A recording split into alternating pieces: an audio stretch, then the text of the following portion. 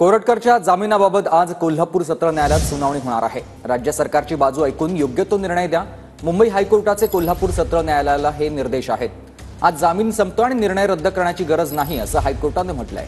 कोल्हापूर पोलिसांनी दाखल केलेल्या याचिकेवर हायकोर्टात आजची सुनावणी संपलेली आहे। तर कोरटकर प्रकरणी हायकोर्टात नेमकं काय झालंय, तर कोल्हापूर सत्र न्यायालयाचे निरीक्षक काढून टाका असे हायकोर्टाने महत्त्वाचे निर्देश दिलेत। निरीक्षण काढून टाकण्याचे निर्देश आहेत। तर कोरटकरचा मोबाईल हॅक झालेला आहे। कोल्हापूर कोर्टाचं हे निरीक्षण आहे।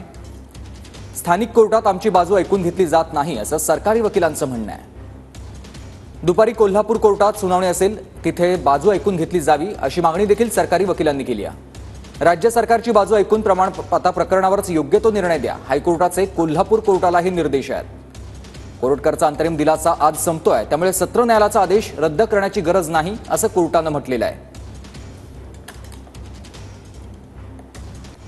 तर कोल्हापूर कोर्टानं नेमकं काय म्हटलं होतं आपण पाहूयात ग्राफिक्सच्या माध्यमातून। कोल्हापूर सत्र न्यायालयात कोरटकरनं त्यांचं इन्स्टा आणि फेसबुक अकाउंट हॅक झाल्याचा दावा केलेला।